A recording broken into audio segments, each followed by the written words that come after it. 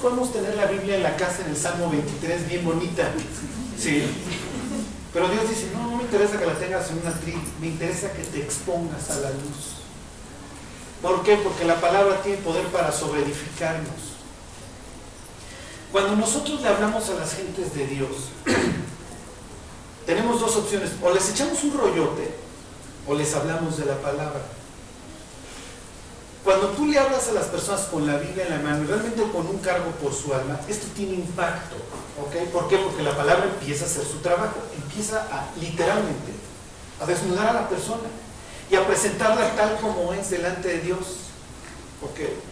Por eso es que miren, ¿cómo les diré? Nosotros, como escribe Pablo, tenemos que aprender a pensar, a no pensar más allá de lo que está escrito. Dios dice, para hacer mi trabajo, usa esto. No estás más. Si se acuerdan, cuando veíamos el libro de Hechos y cuando predicaban Pedro y predicaban Pablo, lo único que hacían era estar citando la Biblia, ¿sí? ¿Se acuerdan cuando Pedro predica acerca de la resurrección? No es algo que a él se le ocurrió y entonces cita el Salmo 16. Entonces dice, porque bien profetizó David, no dejarás que tu santo vea corrupción y no dejarás mi alma en el Seol. Y entonces dice Pedro, podemos decir que el patriarca David está sepultado ahí, pero en cuanto al Mesías, la muerte no lo podía retener ni su cuerpo vería corrupción, por eso al tercer día resucitó. ¿Sí me explicó? Entonces a la gente se les hace lógico. ¿Por qué? Porque no está echando un rollo, lo está citando en la Biblia. Pero más allá de eso, si nosotros queremos avanzar en nuestra vida caminando con Dios, vamos a tener que pasar tiempo con Él. La espadita va a tener que empezar a hacer su chamba en nosotros, quitarnos nuestras dudas, nuestra incredulidad, y además que darnos un fundamento objetivo, ¿sí? Darnos un fundamento. Y miren, hoy hay 18,000 sectas. Cuando tú le dices a una persona, vete al estudio de la Biblia, ya no sabe, las personas ya no saben a dónde las vas a llevar. ¿Sí me explico? Porque así como llegan a un lugar sano, llegan a un lugar en donde hay un cuate pegándole en la frente a las personas adelante, ¿sí? Y, venía yo con poliomielitis y salgo sanado. ¿Sí me explico? Después de que le ponen un golpe en la frente. Y eso, miren, casi debería salir a las 3 de la mañana en los infomerciales. ¿Sí me explico? Los infomerciales. Siempre así con las promesas de que aquí te arreglamos, ¿sí? Tiene usted diabetes, tiene usted cáncer, venga con fulano y le golpea en la frente y usted sale caminando. Y Dios dice, no. Lo que tiene que ser enseñado es la Biblia. ¿Por qué? Porque esto es lo que cambia a las personas. Y si se fijan, por lo menos en, vamos a decir, Latinoamérica, la gente tiene respeto por la Biblia. Sí. La gente le da autoridad a la Biblia. Entonces no es lo mismo que tú le eches un chorro a una persona que tú digas, mira, aquí dice. No, pero es que tú lo estás arrancando del contexto. Léelo tú. Si ustedes le hablan de Cristo a una persona que tiene dudas, etcétera, díganle, lee la Biblia. La palabra de Dios es ¿qué? Viva y eficaz. A ver, váyanse a Isaías 55.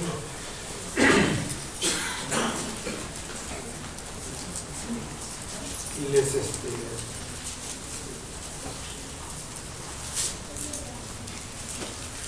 a veces pensamos que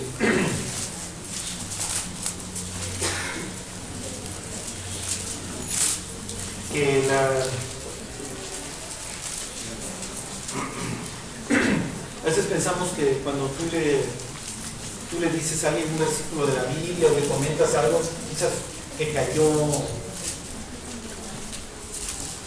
¿cómo les diré? Pues que cayó ahí en el piso tus palabras, pero Dios dice, no es cierto. Entonces, esta es nuestra herramienta, ¿ok? Y la tenemos que conocer. Ahí está en Isaías, ¿que le sigue? 55. Ok, ahí están 10, versículo 10. La palabra nunca regresa vacía. Fíjense, dice, porque como desciende de los cielos la lluvia y la nieve y no vuelve allá, sino que riega la tierra y la hace germinar y producir y da semilla al que siembra y pan al que come, así será mi palabra que sale de mi boca. No volverá a mí vacía, sino que hará lo que yo quiero y será prosperada en aquello para que le envíe. Entonces, cada vez que tú a alguien le dices, mira, la Biblia aquí dice, la Biblia ya dice, no crean. No crean que estás perdiendo tu tiempo. La palabra empieza a chambear. La palabra empieza a trabajar en el corazón de las personas. Finalmente, cuando yo les digo a las personas, oye, cuéntanos tu testimonio, pero lo que más me importa es cómo, qué palabras escuchaste, qué fue lo que te movió. Sí. Y a veces las gentes no se acuerdan de la cita tal cual, pero sí recuerdan ciertas palabras. Es que yo oí esto. ¿Sí me explico? Esto fue lo que yo escuché que movió mi corazón. Es como en mi caso, cuando yo me convertí fue por Juan 3:16. O sea, yo me acuerdo que yo escuchaba, porque de tal manera amó Dios al mundo que ha dado a su Hijo único, para que todo aquel que en él cree no se pierda, mas tenga vida eterna. Yo dije, ¿en serio Dios estuvo dispuesto a perdonar a una persona como yo? Si quiero. O sea, si Dios está dispuesto a amarme aún a pesar de mis faltas, si quiero. Yo me acuerdo que la persona que daba la plática repetía y repetía y decía, imagínate que hoy Dios matara a su Hijo para que las cárceles fueran abiertas, para que tú tuvieras nueva vida, bla, bla, bla. Entonces, esto es lo que nosotros usamos y esto es lo que tiene poder. Ok, bueno, cuando Dios habla, esto tiene un efecto, ¿ok? Se voltea Juan, ve a Jesús en medio de los 7 candeleros, Jesús le empieza a hablar y cae como muerto, ¿ok? Y Jesús le dice, no temas, yo soy el primero y yo soy el último. Está citando un pasaje que vimos la semana pasada, ¿se acuerdan? Isaías 44, muy bien. Misma escena con Daniel. Aquí le está hablando Gabriel, ¿ok? Y Gabriel le va a hablar acerca del futuro. Y mientras Gabriel está hablando con Daniel, dice Daniel que cayó dormido en tierra. Y dice, llega el ángel y lo toca y le dice, levántate. ¿Ok? Fíjense, otra escena. Jesús está a punto de ser aprendido. ¿Ok? Está en el huerto de Getsemaní, y ahí vienen a prenderlo. Y entonces dice, ¿quién es Jesús de Nazaret? Y se voltea y les dice, yo soy. Y todos los cuates cuando lo escuchan se van para atrás. ¿Ok? ¿Por qué se van para atrás? Porque les dice, yo soy. ¿Se acuerdan? Que le pregunta a Moisés a Dios, sí, ¿cómo te llamas? Para que les diga quién me mandó. Diles que te mandó, yo soy. ¿Ok?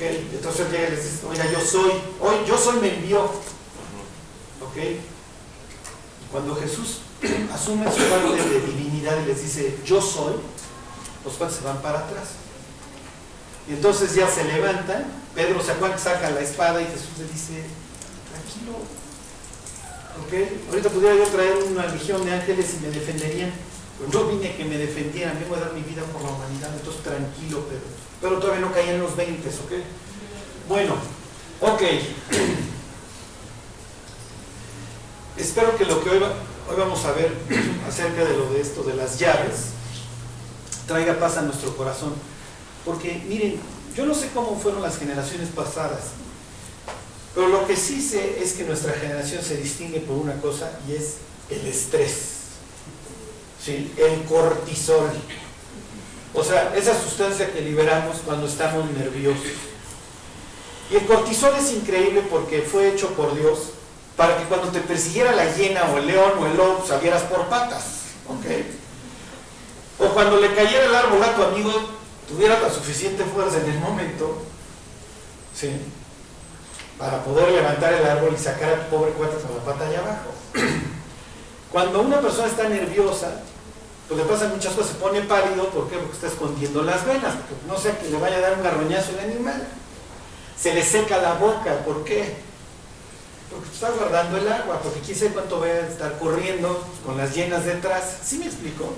Digo, Dios nos veía en una situación más silvestroide, ¿ok?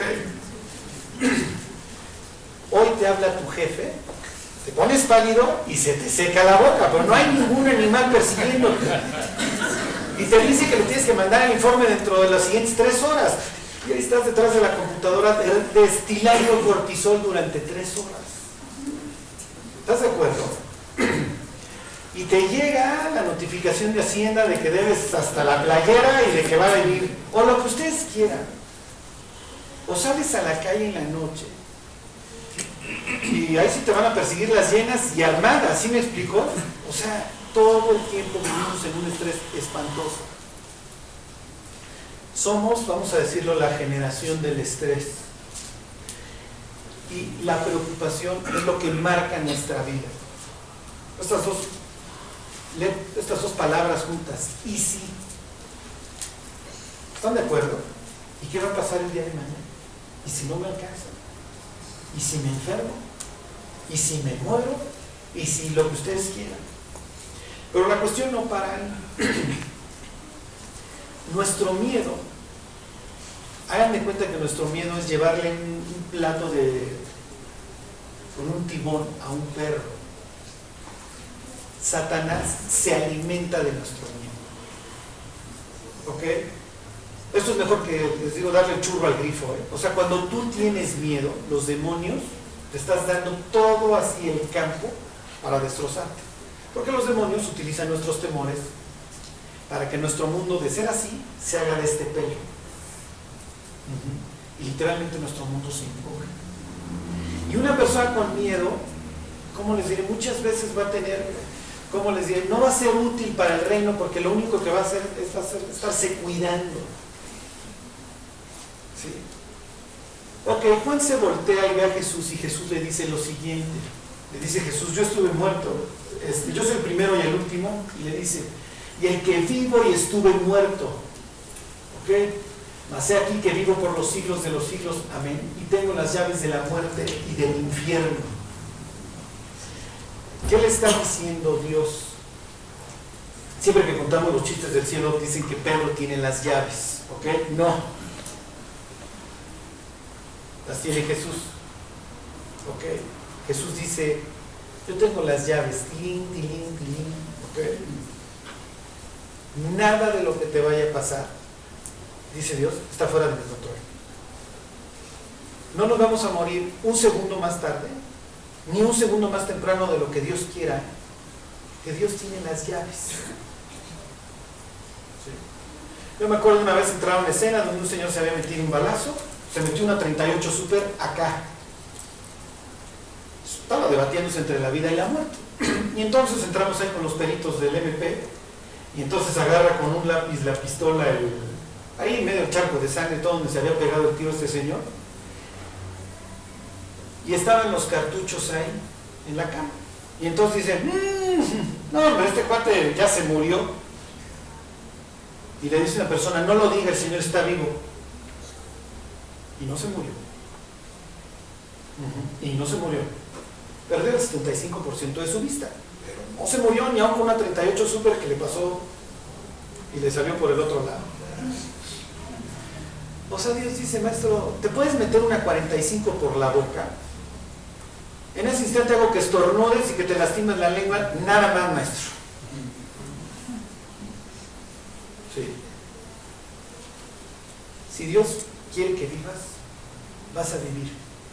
Y si Dios dice, oye, mañana si hay canchas de tenis, Venancio, y mañana juegas, hey, practica tu swing, sí, porque mañana juegas en el cielo. Cuando tú le dices, Dios, aquí está mi vida, claro, estás entregándolo todo, y queremos el control, ¿sí me explico? Pero cuando tú dices, Dios, aquí está mi vida, te estás poniendo en el lugar correcto. Porque Dios es el único que tiene las llaves de todo lo que sucede. Y en el Apocalipsis constantemente se habla de las llaves. ¿Ok? Vamos a ver algunos ejemplos. A ver, váyanse a Deuteronomio 32, 39.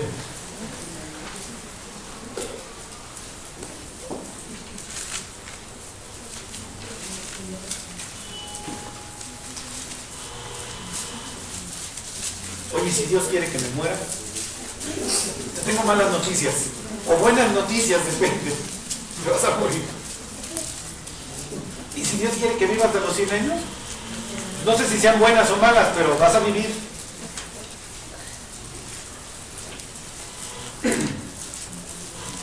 ¿Ok?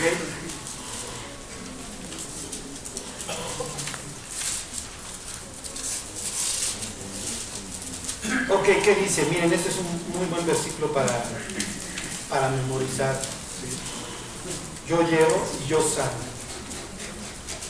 Además, como rima, pues es muy fácil. Yo hiero y yo sano, y no hay quien pueda librar de mi mano. ¿Sí dice eso? A ver.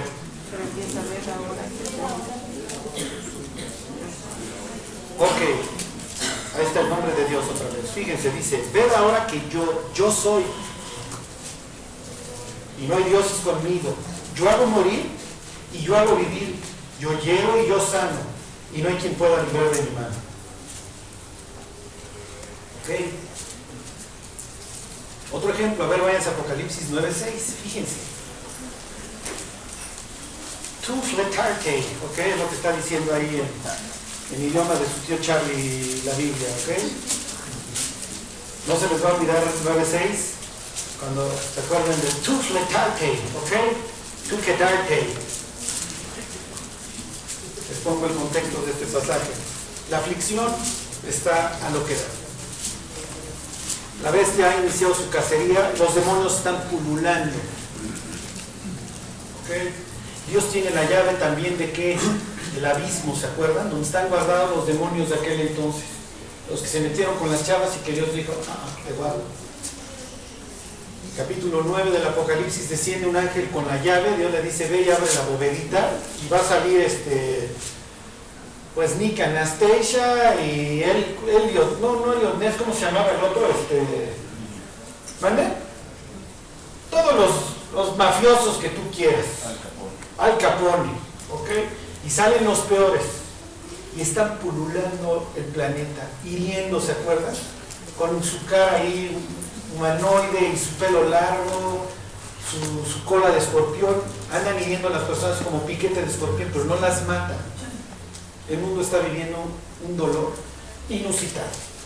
Y fíjense que la humanidad ha pasado por cosas espantosas.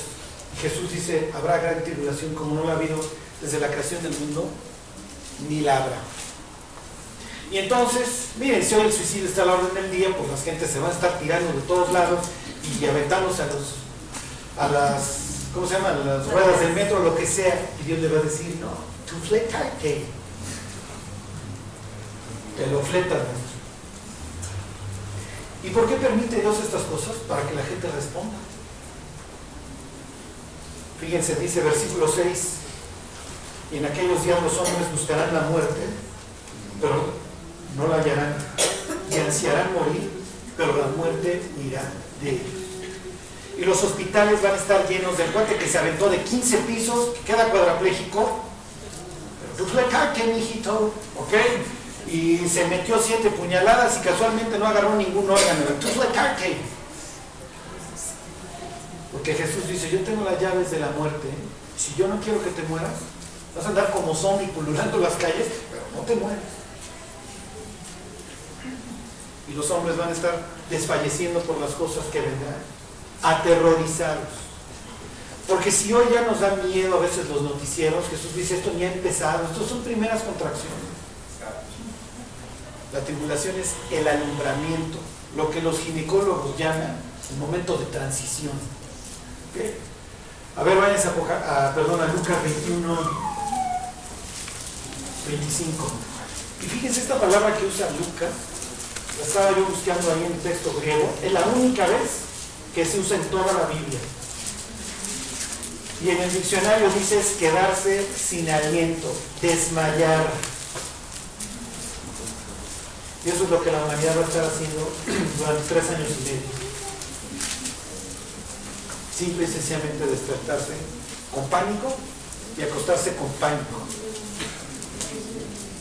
Y por favor, echen a volar su imaginación. No me vayan a tildar de loco así. ¿Ok? Que para estos instantes, digo, ya casi puedes creer cualquier cosa. Pero imagínense que ya es el sueño de Bella y Edward. ¿Ok? Ya vas a vivir para siempre. La bestia ya llegó y dijo, muchachos, aquí estaba el error en el DNA, ya no vas a envejecer. ¿Ok? Y además todo va a ser padrísimo. ¿Se acuerdan de, bueno, los que han visto estas películas, que la familia o leído los libros, la familia de Bella es una familia disfuncional, ¿se acuerdan? La señora, bueno, pues necesita casi que se vaya oceánica, ¿no? Es una cuata que no puede controlar su vida y anda con un beisbolista, ¿se acuerdan? El papá es un cuate ahí, solitario, distante, pues que anda con sus chelas, viendo la televisión todo el día y mientras anda de chef. ¿Y cómo es la familia de Edward? Son jóvenes, los papás son bien cool, el señor es un médico así súper buena onda, todos los hermanos son así súper, se llevan, se cuidan, se protegen. Bella dice, ya háganme vampiro, por favor. O sea, esto de ser humano es repugnante. Y cuando se vuelve vampiresa, hombre, ya la comida sabe delicioso, tiene super fuerza, se controla y además va a vivir como terminan los cuentos de hadas. Y vivieron felices para siempre y jóvenes.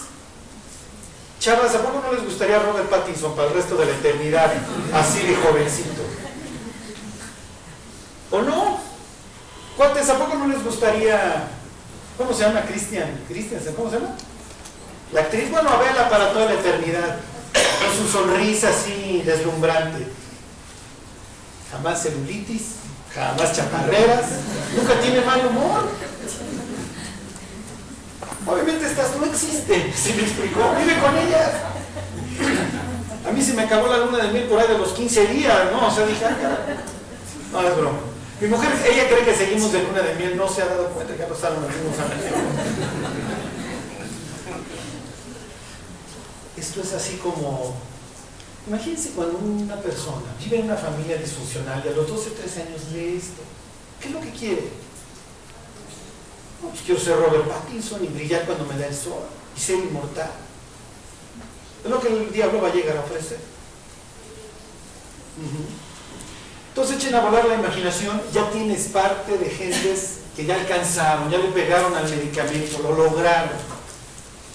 Hay otros que aspiran a este sueño de la vida eterna vampiresa, en ese estado finalmente de putrefacción, en donde tu carne no cambia, ¿sí me explico? Sigues con las mismas pasiones y la misma prisión. El mundo ecológicamente está total y perfectamente destruido, las guerras siguen. Finalmente te levantas y los papás están denunciando a los hijos y los hijos a los papás, este no se quiere poner la marca, no quiere adorar a la bestia. Y cada vez que sucede una nueva plaga, un nuevo terremoto, imagínense que van a morir más o menos la mitad de la humanidad. Hagan las cuentas entre 7 años, van a morir más o menos 2.500 millones de personas, porque acuérdense que ya no hay niños. La clasificación es adolescentes y adultos. Imagínense la cantidad de entierros diarios alrededor de todo el planeta. El mundo va a vivir de ello. Como 60.000. Imagínense 60.000 diarios. Todos van a estar golpeados, ¿no? Ya se murió el tío, ya se murió este, ya se murió el aquel. Y dice a Lucas que la humanidad va a estar desfalleciendo los hombres por el bramido del mar. Porque obviamente el mundo está, les digo, en un caos ecológico total. Y por la expectación de qué es lo que sigue. Y miren, podremos ser muy duros, podemos ser lo que quieran, pero denunciar a un hijo porque se volvió cristiano a que le corten la cabeza, ¿qué tiene que estar viviendo una persona? Yo me acuerdo de una chava en mis primeros días así de como cristiano que era novia de un amigo mío, y entonces cuando empiezo a ir a la reunión me dicen, oye, vamos a tomar un café, y entonces me cuentan su vida, su testimonio, etc. Entonces ella me cuenta su vida, ella estudiaba biología allá en la UNAM, y pues la chava pues un día agarra a los chochos y se los fleta, la llevan a urgencias y le salvan la vida. Y entonces un día, pues ahí en sus depresiones, un chavo cristiano le habla de Cristo, y la chava en su vida cambia por completo. Y un día su papá le dice, ojalá te hubieras muerto. Te preferiría muerta a verte como estás. Y finalmente, porque todo esto surge de que yo le pregunto a la chava, ¿dónde vives? No, vivo en casa de una amiga, me adoptó porque me corrieron de mi casa. Y le digo, ¿por qué? Y ya me cuenta su vida. Dice, no, llegaba yo con mi Biblia, le hablaba a mis papás, hasta que mi jefe me dijo, te me largas. Pero cuando esta chava finalmente se fue de la casa, ¿qué habrá pensado el papá? ¿Qué habrá pensado el papá? Dijo, la estoy corriendo porque trae su rollo de la Biblia. Y miren, uno puede hablar de ovnis, de lo que quiera. Puede ser un grifo que se va a Chichén Itzá a ponerse sus peyotazos. No vas a llegar con el rollo de que La paga del pecado es muerte. Porque si ya te vuelves persona no grata. Porque si no, ahora sí ya te pasaste, ya estás bien loco. ¿Por qué? Porque heredamos de Adán la misma conciencia. Y cuando la luz sale, cuando Jehová se empieza a pasear por nuestra vida, igual que Adán, pélate a esconderte. Y si finalmente te encuentra, pues échale la culpa al de enfrente. Es que es la mujer que tú me diste. Ella me dio delante. Yo soy totalmente irresponsable. Yo no peco. Y todos somos iguales. ¿O no? Ya que te cachan, bueno, ya me cacharon. Pues me justifico. Sí. Entonces, no sé si les conté la anécdota de los chavos que llegan, se vuelan el examen, llegan tarde y le dicen a la maestra, no, es que se nos ponchó una llanta. Bueno, cada uno en una esquina y solo les hago una pregunta. ¿Qué llanta se les ponchó? ¿Sí? Imagínense, ¿cuál pusiste? Sí.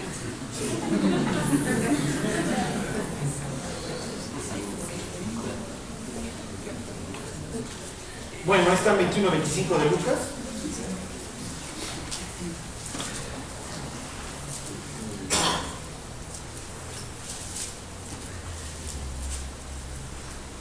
Bueno, fíjense, misma escena, ¿ok? Está hablando de los mismos 7 años. Dice, entonces habrá señales en el sol, en la luna y en las estrellas, y en la tierra angustia de las gentes, confundidas a causa del bramido del mar y de las olas, desfalleciendo los hombres por el temor y la expectación de las cosas que sobrevendrán en la tierra, porque las potencias de los cielos serán conmovidas. Entonces verán al Hijo del Hombre que vendrá en una nube con poder y gran gloria. Misma escena. ¿Ok? Bueno, y váyanse a Isaías 22:22. Y ahorita les voy a encargar a una persona. Y en el cielo, a ver si hay algún portugués que los abrace, y ahorita les explico por qué. A ver si Luis Figo o Ronaldo, yo sé que muchas chavas lo esperan, los abraza en el cielo. Hemos hasta cierto punto abandonado, ¿cómo les diré? La oración por nuestros misioneros. Hubo un misionero en Alemania que se enfermó de cáncer y murió. Y un día le decía a un amigo mío, decía, es que ustedes ya no oran por nosotros. Ahora los miércoles unos discípulos se pusieron a orar y créanme que va a haber cambios en nuestras vidas por estas oraciones. Hay un muchacho ahí en Aragón que se llama Gerson y un día dice, oye, vamos a hacer una reunión de oración.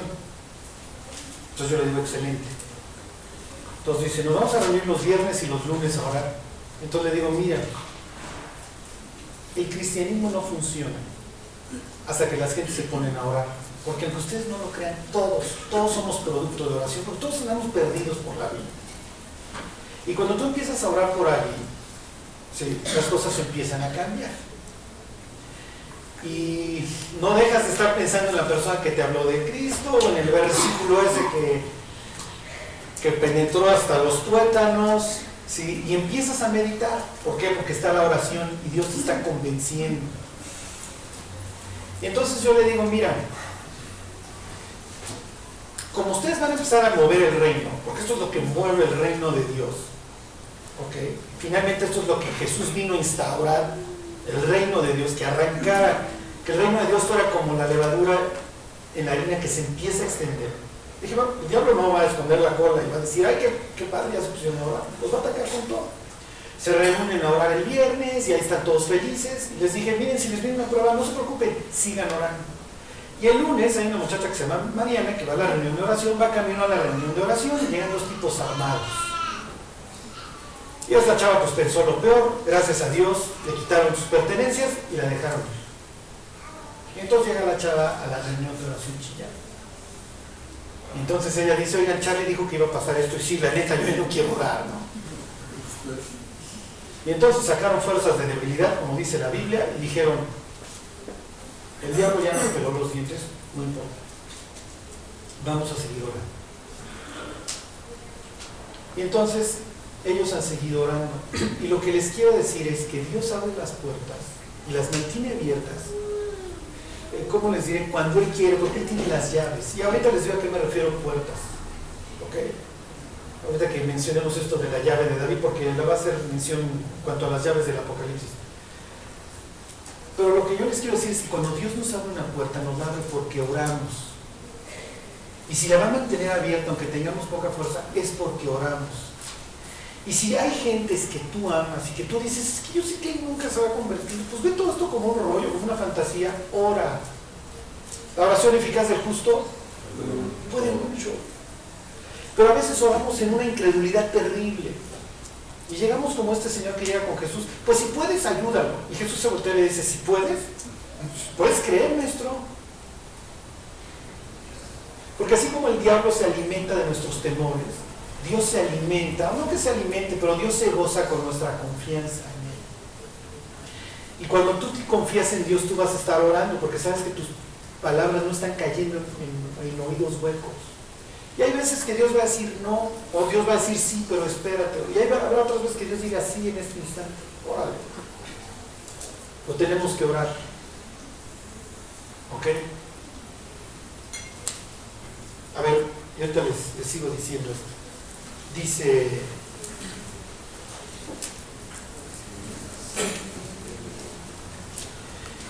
y pondré, sí les digo 22, sí. Y pondré la llave de la casa de David sobre su hombro, y abrirá y nadie cerrará y nadie abrirá. Ahí tienen una notita, Apocalipsis 3:7. ¿Sí? A ver, váyanse a Apocalipsis 3:7, ya con esto vamos a terminar hoy. Bueno, Filadelfia es una congregación compuesta de dos clases de personas: judíos de la diáspora en Asia Menor. Miren, a ver si está. Aquí está Filadelfia. Ok, ya llegamos a ver dónde estaba Filadelfia enclavada ahí en Asia Menor. Está formada por dos clases de personas, griegos y judíos de la diáspora. ¿Ok? Pero Filadelfia era una iglesia que tenía cargo por las almas. ¿Ok? Y se distinguía porque se dedicaban a compartir el Evangelio. Y la iglesia de Filadelfia representa el cristianismo más o menos del siglo XVIII y XIX. Livingstone en África, Hudson Taylor en China. ¿Ok? El contrabandista de Biblias ahí en Europa del Este, en los 60. Y Dios le dice a la iglesia de Filadelfia, tienes poca fuerza. ¿Ok? Bueno, miren, se los leo. Dice el 3:7. Escribe el ángel de la iglesia en Filadelfia. Esto dice el santo, el verdadero, el que tiene la llave de David, el que abre y ninguno cierra, y cierra y ninguno abre. Ok, ¿a qué llave de David te refieres? A la de Isaías 22:22. Dice, yo conozco tus obras. He aquí he puesto delante de ti una puerta abierta, la cual nadie puede cerrar, porque aunque tienes poca fuerza, has guardado mi palabra y no has negado mi nombre. Ok, Dios tiene las llaves para los países, para las ciudades, para las comunidades, para que llegue el Evangelio. Tú pudieras decir, hijo, yo tengo cargo por el pueblito mengano donde vive mi tía o mis abuelos, ¿y cómo va a llegar el Evangelio hasta allá si ni siquiera internet llega? Digo, los únicos teléfonos son los satelitales y son los de los narcos allá. ¿Cómo va a llegar el Evangelio? Ponte a orar. Ponte a orar. Y si Dios quiere, Dios va a abrir la llave de ese pueblito y va a llegar la palabra. Tienes que orar. Dios le dice a Filadelfia, tú no tienes fuerza, no tienes recursos, no tienes nada. Si alguna vez han leído la historia de Adoniram Judson, Hudson Taylor, todos estos misioneros eran unos pránganas. Johnny Seward, ¿se acuerdan que era una criada que decía que Dios la había llamado a evangelizar China? Ahora sí que la criada bien criada era doña Gladys y sí llegó hasta China. Si se fijan hoy las iglesias, no es el canal cristiano, quieren el show. Sí. Y convencer a la gente a través de, no sé, de la nueva moda, del grito, de aquí ven y te caes. Y Dios dice, no. Dos cosas. no niegues mi nombre y guarda mi palabra, yo te abro la puerta. No estás mal. Bueno, hay una misionera que se llama Lourdes Morales y fue misionera en Guatemala durante muchos años, y yo ayer estaba platicando con ella y yo le decía: Lourdes, yo me acuerdo muchísimo de ti, porque cuando Lourdes, sí, pues esto hace, no sé, 20, 25 años, se quería ir de misionera a Guatemala, ella le pregunta a Emilio si esto será el plan de Dios para él. Y Emilio le dice: vete a leer la Biblia. Y dice que esa noche llegó a su casa, se puso a leer el libro de Hechos y llega al punto en donde Pablo está en Troas, ¿se acuerdan? Y en Troas Pablo dice: pues Dios, no nos abres puerta. Y entonces tiene la visión del varón macedonio que les dice: vengan para acá. Y es lo que lee, entonces dice ella: ok, no es macedonio, es guatemalteco, más prietito que griego, pero voy para allá. Y se fue, y estuvo muchísimos años allá. Y ayer estoy platicando con Lourdes y le digo: ¿cómo vas? Y me dice: ya estoy vendiendo mi casa, todo, porque ya me voy. Y le digo: ¿a dónde te vas? A Portugal, se me abrió una puerta allá. Me dice: ¿no sabías? Le digo: no. Dice: entonces no están orando por mí. Y le dije: la neta, no. No. Usted sabe la recepción de un misionero que llega solo, con todos los temores, todos los retos por delante. ¿Cómo lo reciben los demonios? Imagínense, el príncipe de Portugal: ay, qué bueno que ya llegó una señora misionera aquí a hablarnos del enemigo. Entonces les quiero poner en sus corazones a Lourdes Morales. Nosotros, la iglesia de Satélite, contribuimos con las ofrendas al misionero de Panamá, que se llama Garchen Ibarreche. Y un día que venga Garchen lo voy a traer para ponerle rostro a donde llega su vago, ¿ok? Y a muchos de ustedes van a llegar, muchos guatemaltecos, a abrazarlos. Perdón, panameños. Y les decía: nunca me conociste, tú pagaste el tanque de gasolina el día que este cuate fue a predicar a la prisión. Así que gracias. Oren por Lourdes. Yo no sé si parte de las ofrendas de aquí se van a ir a doña Lourdes Morales allá en Portugal, pero yo ayer que platicaba con ella, me dice: no están orando por mí, y se le vio miedo en la cara. No miedo, pero, oye, ¿cómo es posible que estamos abriendo un nuevo campo de batalla y no sepan? Entonces le digo: Lourdes, yo voy a orar por ti.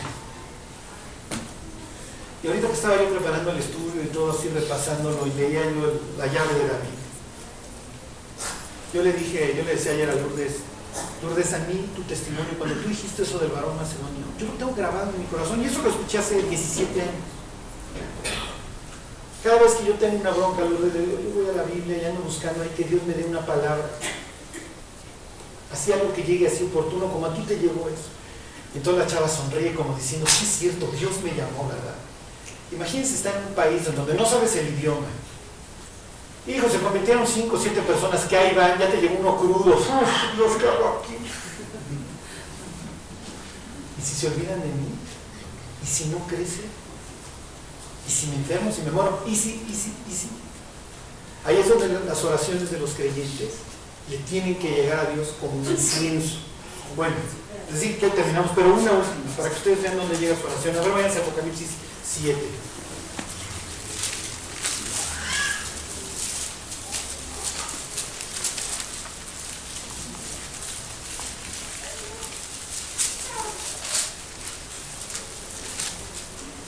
Perdón, 8.3.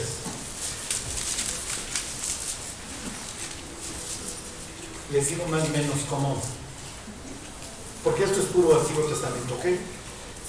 Hace rato les decía yo, el sacerdote entraba, todos los días había un sacrificio continuo, en la mañana y en la tarde, en la mañana y en la tarde, diario, los 365, ahora sí que 24/7, 365 del año, ¿ok? En la mañana y en la tarde, y entraba el sacerdote después de llevar a cabo el sacrificio. Les digo, aquí está el candelabro, aquí están los panes, y enfrente está el incensario de oro. Y entraba con sangre y le hacía así, hacia la presencia de Dios. No sé si diario lavaban la cortina o qué hacían, porque esto era una carnicería afuera y adentro había que entrar con poquita en los dedos, pero sí le hacía así. ¿Okay? Pues Dios, por favor, sabemos que tú nos salvarás, tú nos vas a perdonar por el sacrificio de alguien. Y entonces había un incensario, que obviamente traía buen olor, tenía una fórmula tipo la Coca-Cola, no valía imitarla, ¿ok?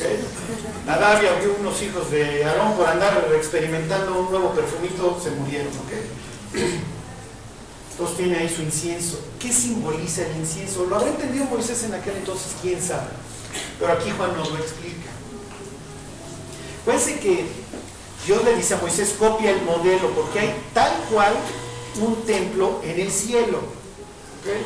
Y el Apocalipsis lo menciona muchísimas veces, lo vamos a ir viendo. Dice 8.3, otro ángel vino entonces y se paró ante el altar con un incensario de oro y se le dio mucho incienso para añadirlo a las oraciones de todos los santos sobre el altar de oro que estaba delante del trono. Claro, ¿por qué? Porque está el incensario y detrás del incensario ¿qué está?